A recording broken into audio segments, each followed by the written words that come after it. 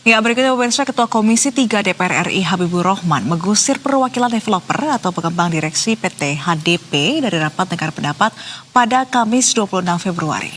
Ya, Habibur Rahman menilai perwakilan itu tidak mematuhi tata tertib rapat. Rapat yang digelar di Gedung DPR RI Senayan, Jakarta Pusat membahas tindak lanjut kasus penolakan akses musola di perumahan Fasana dan Neo Fasana Bekasi. Ini adalah RDPU ketiga mereka di mana duduk perkara masalah ini adalah PT Hasana Damai Putra menolak membuka akses menuju musola Ar-Rahman yang berada di luar kawasan perumahan. Akibatnya warga harus memutar cukup jauh untuk beribadah. Awalnya Habibur Rahman meminta pengembang untuk menjelaskan alasan kesimpulan RDPU yang lalu, yakni membuka akses ke musola dan dilaksanakan oleh pengembang. Pengembang menjelaskan ada warga dari klaster Fasana yang protes. Habibur Rahman menilai protes warga itu bukan urusan pengembang. Pengembangan fungsi di kewilayahan. Nanti kita panggil. Nggak perlu. Jawab saja yang saya tanyakan. Mengapa Anda tidak laksanakan keputusan Komisi 3? Oke, saya jawab itu dulu ya. Kami bukan tidak melaksanakan, kami tidak pernah menolak. Jadi saya meluruskan pernyataan teman kami ya, bahwa kami tidak pernah menolak keputusan rekomendasi, keputusan hasil RDPU ya.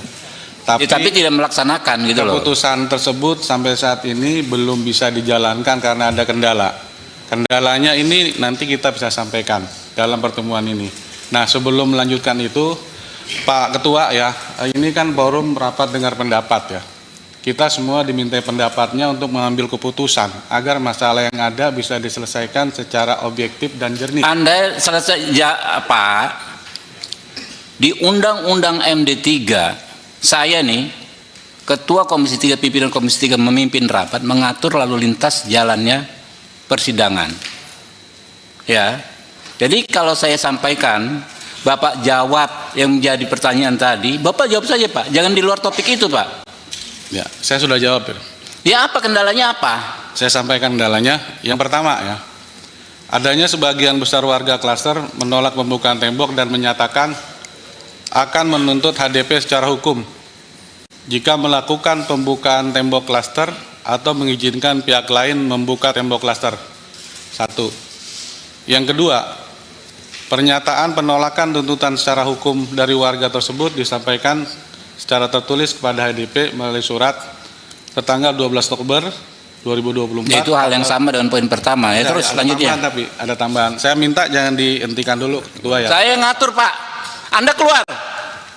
Cak, Pamdal dikeluarkan nih orang sudah nggak efektif rapat dengan dia. Silakan keluar. Setuju pimpinan. Keluar. Nggak jelas ini. Dari Hasan Damai Putra.